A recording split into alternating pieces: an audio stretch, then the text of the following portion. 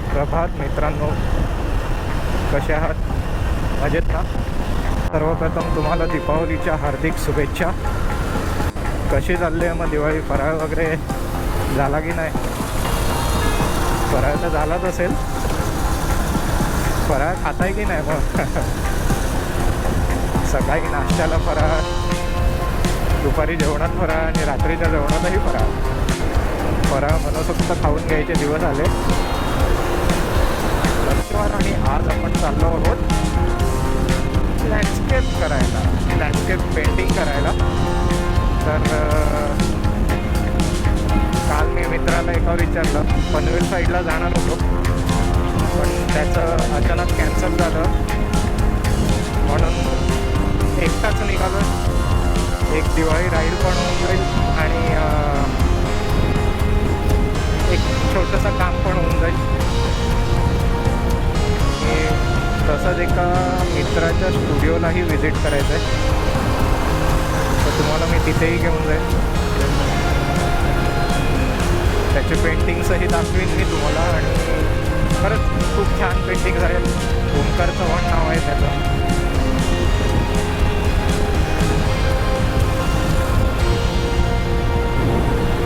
त्याला मी आत्ताच कॉल केलेला. तो म्हणाला की नालासोपाराला हे स्पॉटही चांगले आहेत. स्पॉट तर सगळीकडेच चांगले असतात, पण एक स्टुडिओ व्हिजिट झाली असती एक चांगली. स्टुडिओवर येऊन भेटला असताच मला. बरेच वर्ष झाली त्यालाही भेटलो नाही आहे, म्हणून जाऊया म्हटलं. एक छोटंसं काम करून मग स्टुडिओ व्हिजिट करूया त्याच्या स्टुडिओला जाऊन व्हिजिट करूया.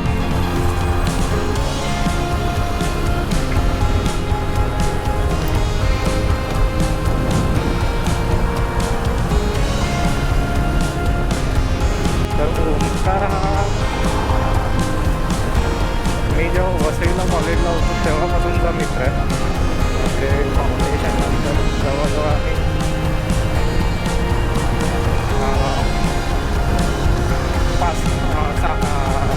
6-7 वर्षापासून 6-7 वर्षाआधी भेटलेलो कॉलेजमध्ये. तेव्हापासूनचा मित्र आहे. बरीच रंकस मजा मस्ती आमची चालायची कॉलेजला.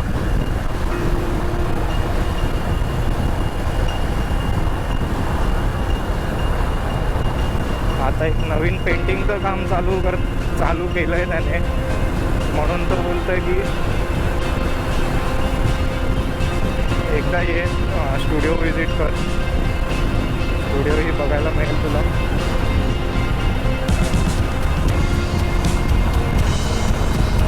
आणि तुम्हालाही दाखवेल एका आर्टिस्टचा स्टुडिओ कसा असतो.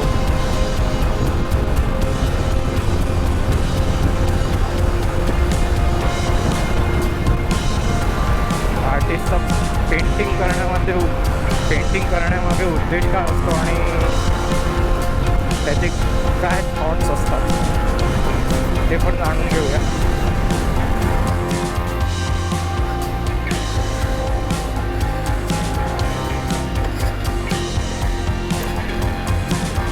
ओमकारला पण घेतलंय आता सोबत लँडस्केपसाठी.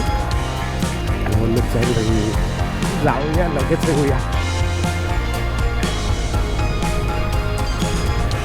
मला स्पॉट दाखव. छोटंच करूया एक लँडस्केप आणि परत येऊया. मग स्टुडिओमध्ये आम्ही गप्पा मारू थोड्या. बऱ्याच आठवणींना उजाळा मिळेल.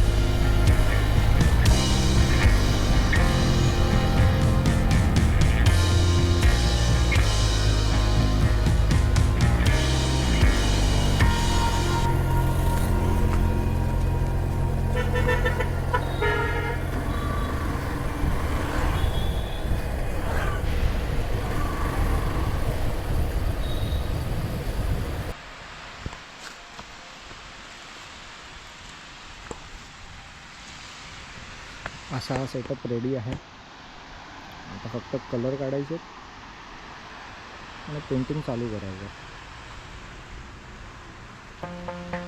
हाय ओमकार चव्हाण, आपला कॉलेजपासूनचा मित्र. त्याचा हा असा सेटअप आहे.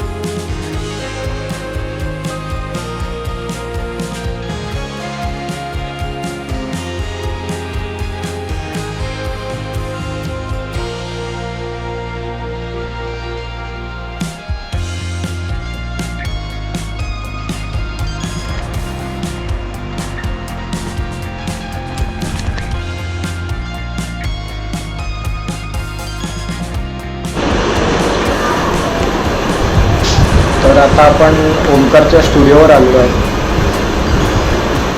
आणि ओमकार इथे बाजूला बसला आहे. मग कसं आहेस? वर्षाने आम्ही भेटलो. आपला मित्र बाई फिरत असतो जोधपूर इकडे तिकडे त्याला लँडस्केपसाठी झाला नाला सुपाऱ्यामध्ये माझ्या स्टुडिओमध्ये. तर बघा आता तुम्ही स्टुडिओ.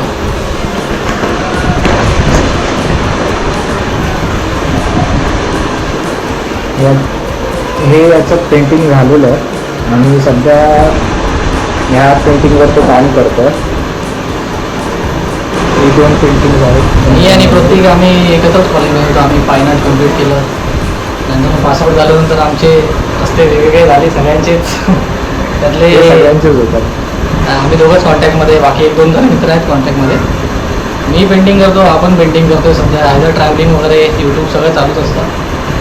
नंतर आता मी आता ॲब्स्ट्रॅक्टच करतो आणि प्रत्येकचं तर लँडस्केप पोर्ट्रेट रिअलिस्टिकमध्ये. तर हे जे पेंटिंग बघताय हे सगळे ॲब्स्ट्रॅक्टच आहेत. मी लास्ट इयरपासून ॲब्स्ट्रॅक्टच चूज केलं. आणि या ज्या पेंटिंगबद्दल आता सांगायचं झालं तर मी युनिवर्स पेंट करतो.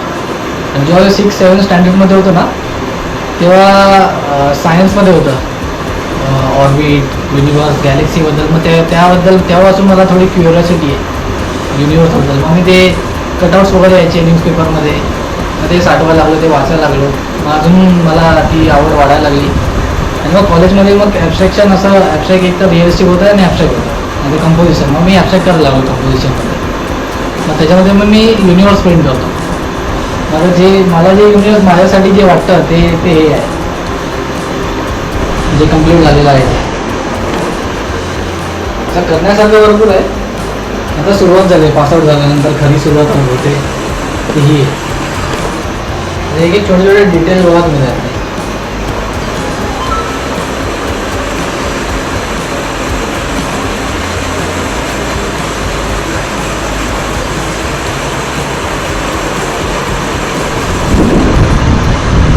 इथे कामाला लागलो.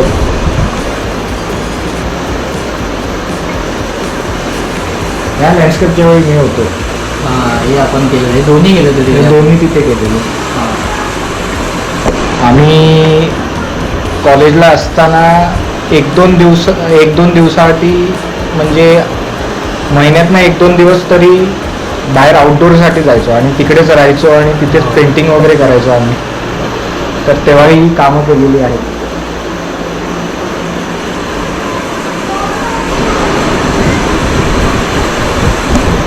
परत टॅटू सुद्धा करतो. छोटा मोठा टॅटू वगैरे छोटे थोडेसे डिझाईन जास्त नाही केले.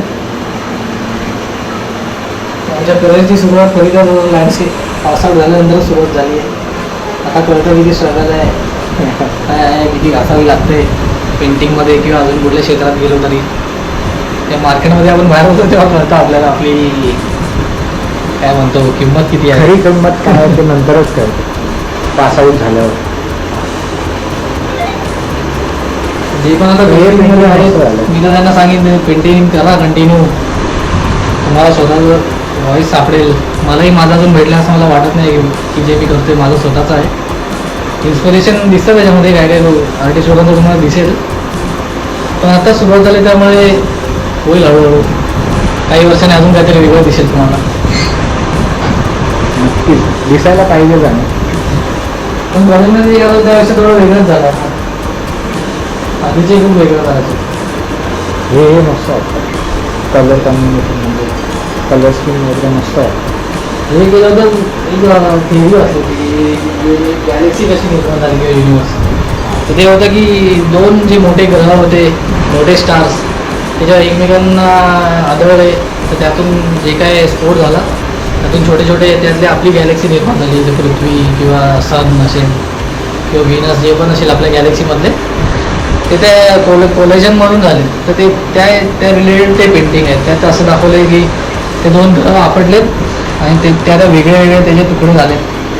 हा तुकडा वेगळा, हा तुकडा वेगळा, हा एक वेगळा. ते हे थोडे वेगवेगळे ग्रह त्यातून निर्माण होतील असं ते दाखवलेलं आहे.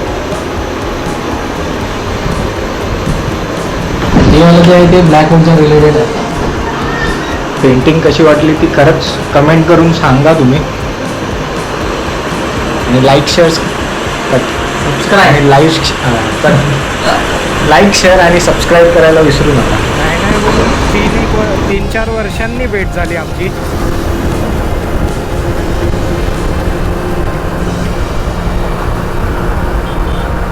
तीन चार वर्षांनी भेट झाली आमची.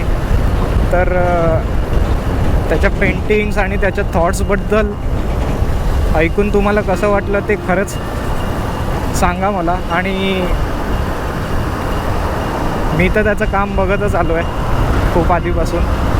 खूप छान करतो आणि आता तर एक वेगळ्याच लेवलला पोचलं आहे त्याचं काम. तर त्याचे थॉट्स जे काही होते ते मला तर खरंच खूप आवडले. तुम्हाला कसे वाटले ते सांगा.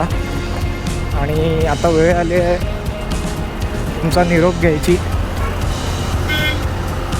आणि हा मेन की मी जे पेंटिंग केलं ते तुम्हाला कसं वाटलं ते सांगा.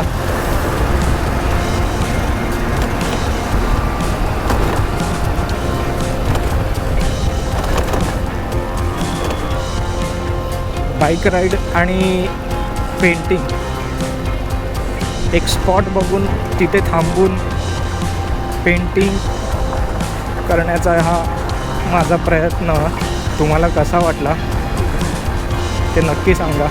आवडला असेल तर लाईक अँड शेअर आणि सबस्क्राईब करायला विसरू नका.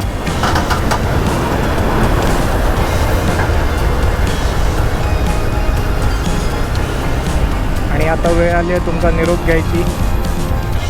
खरंच जर व्हिडिओ आवडला असेल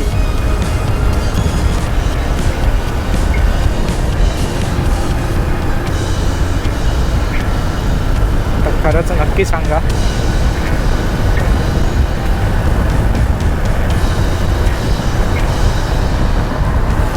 धन्यवाद. जय हिंद, जय महाराष्ट्र.